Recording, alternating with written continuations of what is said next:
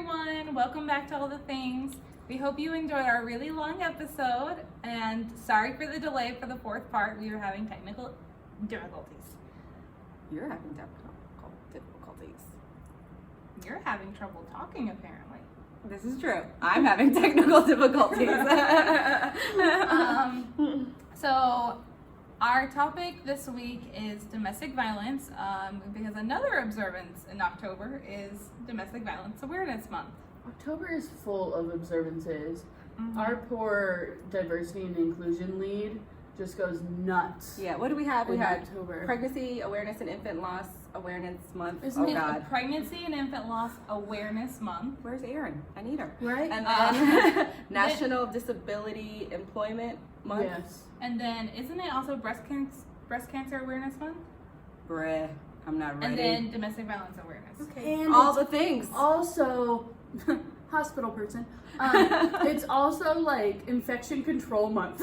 So wash your hands. Yeah, Yeah. your big mask. Yeah. Look, October is everything. You got a holiday? Put it in October. Yes, yes. Right? Everybody designated October, just shove everything in here.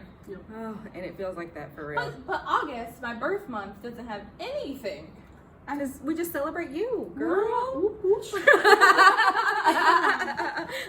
So we are keeping this one kind of short because Pale was such a long episode, so we want to keep this on the shorter side. So I guess we can jump right in. So my mom was actually a victim of domestic violence. So her first husband, they married when I believe they were like 18 years old. She said that they were doing great, and then they got married, and she said, and that's when it started. So he hit himself really well up until like they were basically locked in. And she said it would be things like him throwing things, and he would hit her, but she said towards the end, because she's told me this story a lot, but I don't like listening to my mom in that capacity. I don't like hearing her getting hurt, so I kind of block out.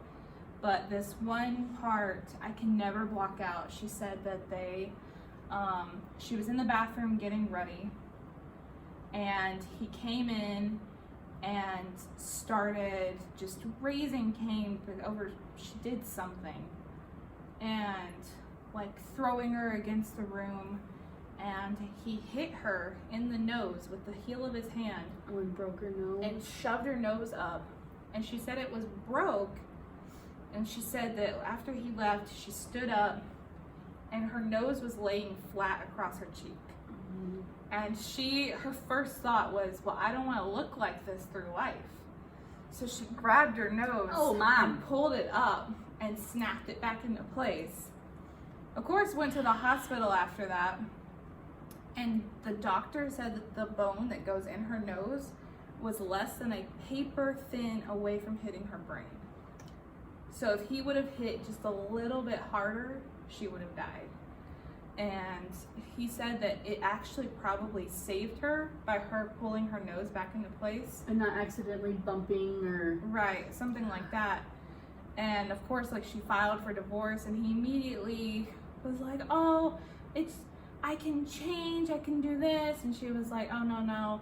Like, and then her brother, because she's got a big brother and a little brother, and they immediately stepped in and was defending her. And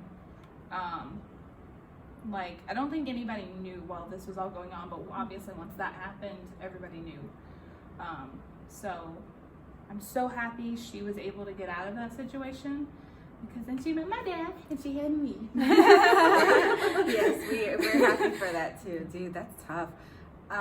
Isn't it hard to know that your mom went through that? It's so hard. Like, when I first found out, I couldn't believe that my mom went through that and then came so close for her life ending. And I think the world of my mom, but then, like, she took another step in a pedestal in my mind. I was like, oh my gosh, you're so strong. And she, like, she was like, I could see the warning signs, because she said throughout their marriage, like every time something would happen, she'd get this mindset, I can change him. I can change him. You can't change nothing about a man but his diapers. She was like, I wish I would have done something about it beforehand. So yeah, thinking about my mom going through that, I can't believe it. And yeah, my mom lives with me, as you know, and for me, even before she lived with me, one of the best sound in the world to me is my mom's laughter. Oh my gosh, yes. and I love hearing her laugh, like when she's watching TV or whatever and she finds something fun. I love hearing it. Mm-hmm. So naturally, like the worst sound is like my mom's. I hate when my mom cries. Yeah, like crying stupid. The minute she starts crying, I immediately am just like, because I don't know what to do when someone starts crying. I'm just like,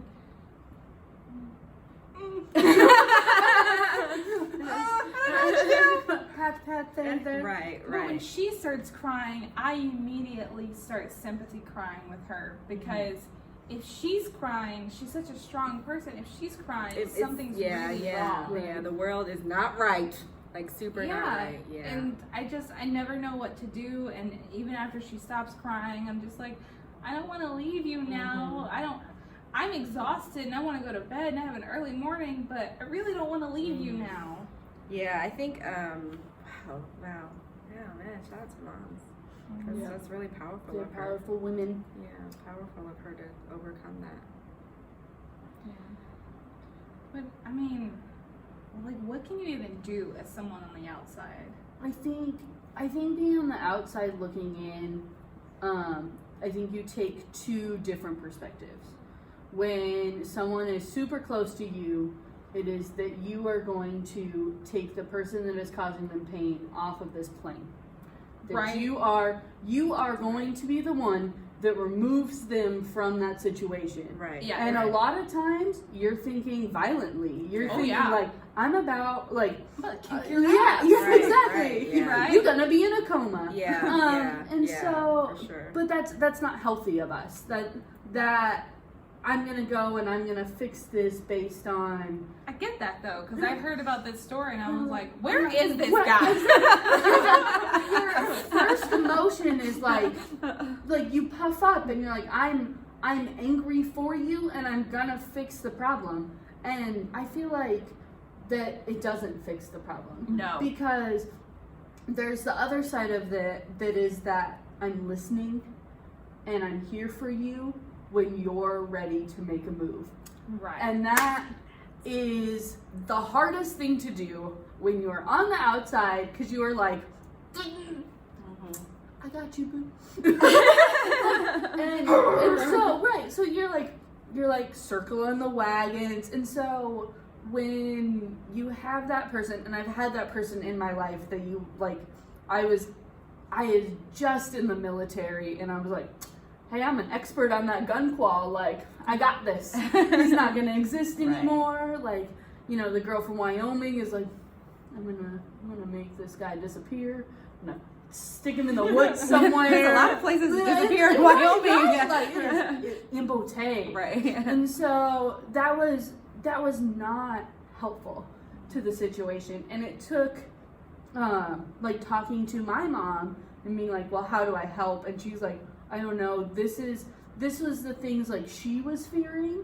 And so her fears weren't even the same as the person we were trying to support. Mm-hmm. And so when it came down to it, when she like was like, I'm done.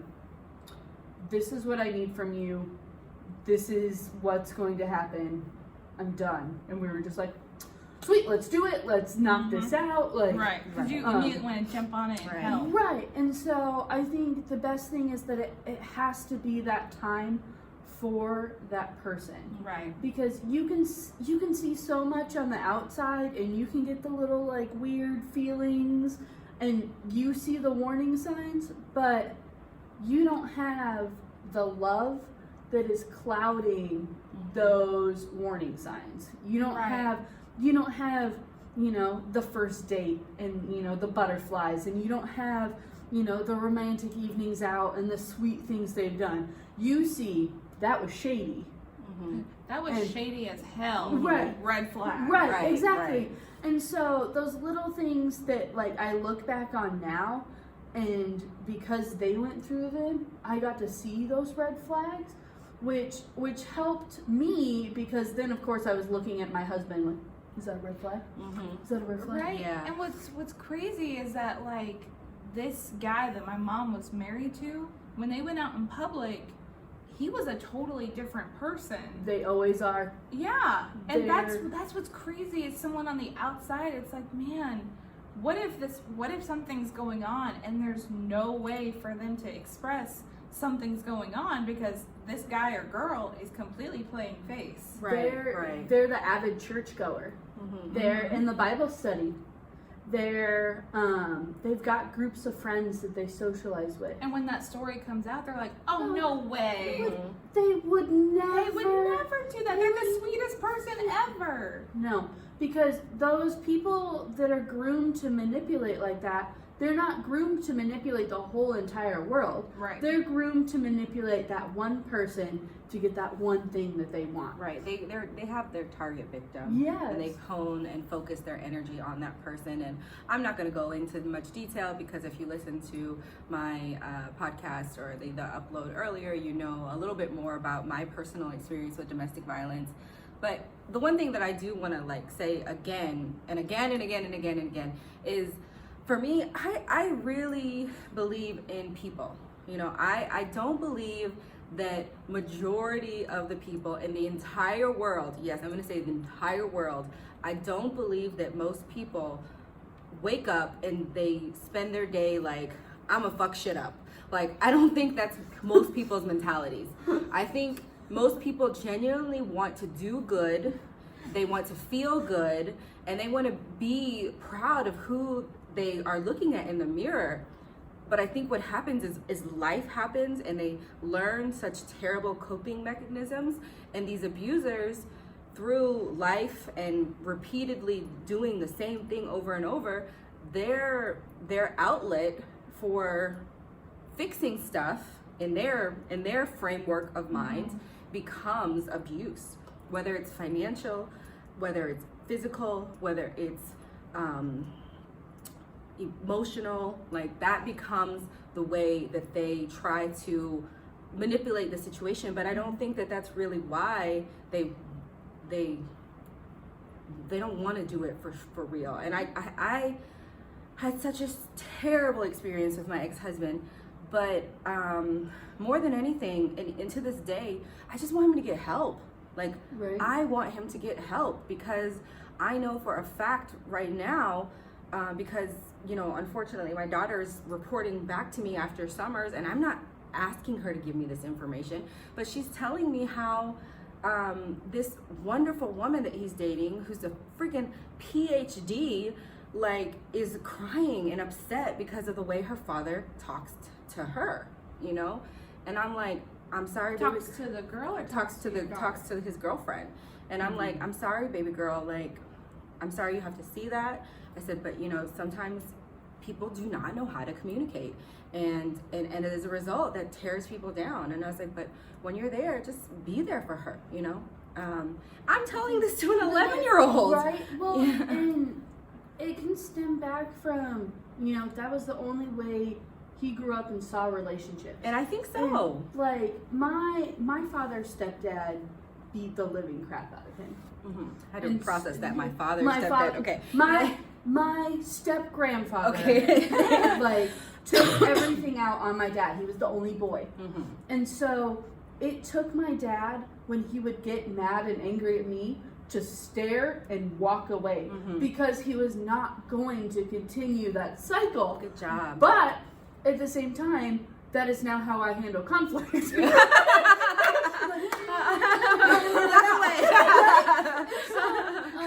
So, like, where you think you learn those traits, you learn them from your household. Yeah, for sure. And same for me too. Like, my mom, I love my mom, and everybody who knows my mom, she knows that she is a badass.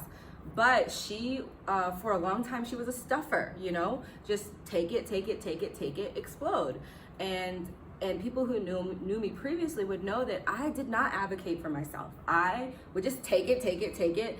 And I would explode, but even my explosions were like private. I'm not exploding on you. I'm not exploding on you. I'm like exploding on myself in the bathroom, like just angry, you know, like, so, and that's just not healthy. And I just, more than anything, I just want these people to get help. It reminded me of a situation that we all are aware of. One of our friends who was in an abusive relationship, and we didn't know that she was in an abusive relationship, and we found out that she was in an abusive relationship, and it got out, and but in the end, now they're still together, and her husband, who was clearly like exhibiting abusive behavior, and he was abusive, there's no doubt about that, but he decided to change, and they got counseling, and they got help, and they went to different agencies to get help to change. And it took me so long to figure out who that was. because it's now moved to the help and the working through it. Yeah. And so the whole time I'm thinking like, who the hell needs to be over at my house? Yeah. Like, who, like, but they were, but you remember, they were in a bad situation. They were in a bad situation, and it was not looking pretty. And it did get worse as far as, and I don't mean worse as far as like more abuse, as far as worse in that all this ugliness had to come out for them to get help. The truth had to come out. They both had to deal with behaviors that contributed to the problem. Because listen, I am not about victim shaming. However, you have to understand that even as a victim, I was in that same boat. There were things that I did that contributed to that problem, like not speaking up, like bottling it up, like, you know, that's the same thing. Anyway, but not speaking up about my body, right? And not, you know, just not calling him out on his behavior. The first time that man did something that was abusive, I should have been throwing them hands right back at him. Right. And both of us are going to be in counseling for abusive behaviors, you know?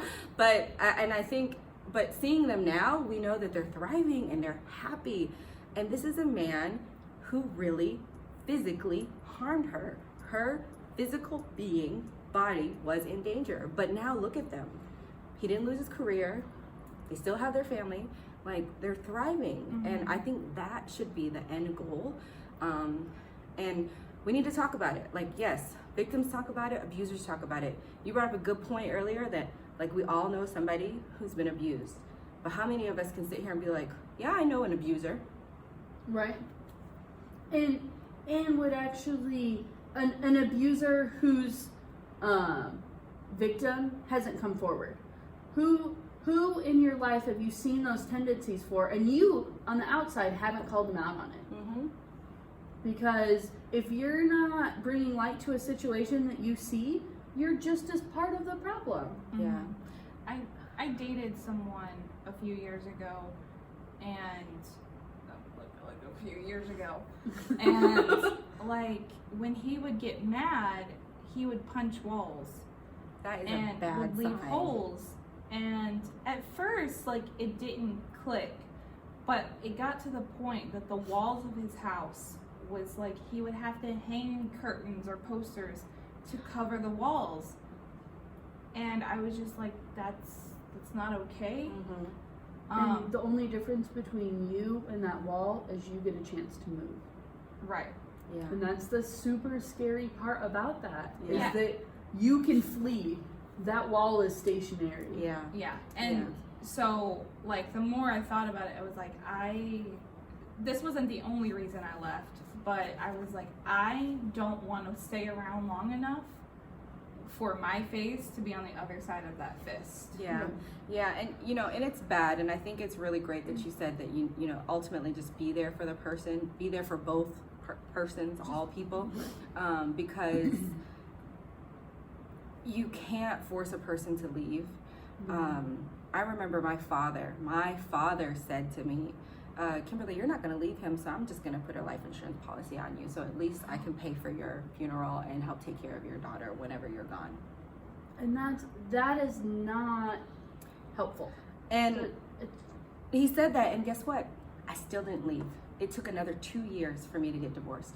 So, and I don't know, because I haven't had a close friend be there like in that situation, but I have had, I don't know, like I have been on the outside looking in, and I feel like there's only so much support you can give to where you get to that mindset. You're like, I don't even know what to do anymore, and because this person is just not right, and you're right, anything. and you know, when I tell my story, I'm like, I was a shell of a person. You become so controlled by your abuser that you don't, like, you become a shell of a person.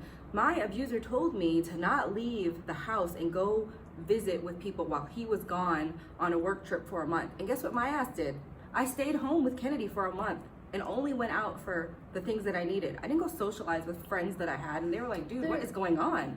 They're really good at knocking down your support system. Your support system is the thing that keeps you going.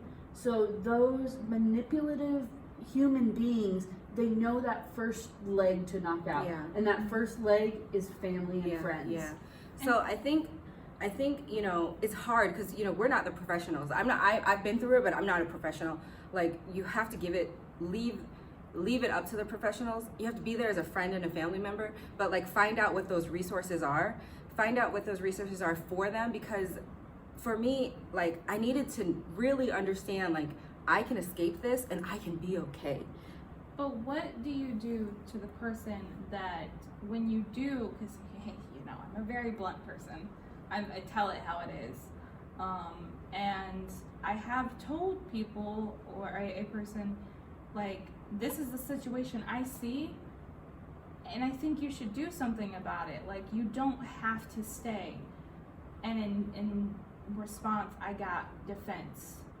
Like, they don't need to do that. They don't. You know, you're gonna hear the excuses on the outside. Yeah. They had a bad day when Yeah. you saw them. And Work's not going great.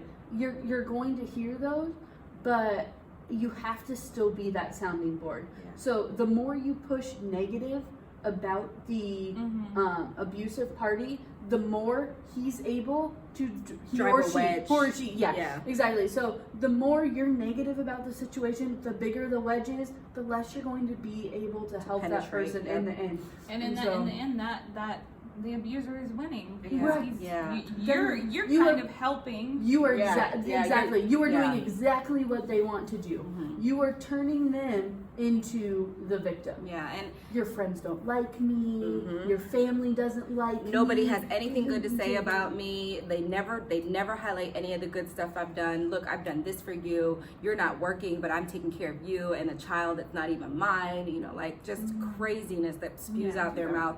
And you know, and actually that question, I think is a really good question, is to toss to our listeners, is what do you do when you clearly are seeing, like, your friend is in a really abusive situation? Like, what do you do? What do you say?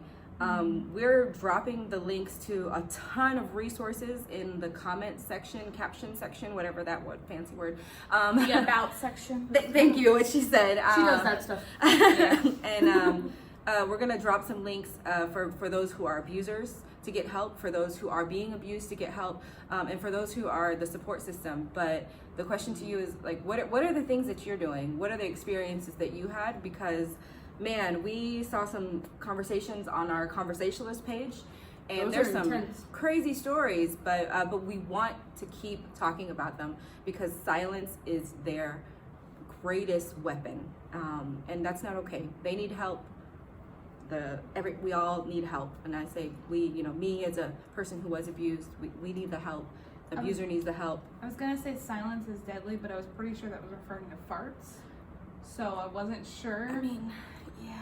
But It is a it shit. was quite a more than farts. I was gonna say it's a shitty situation.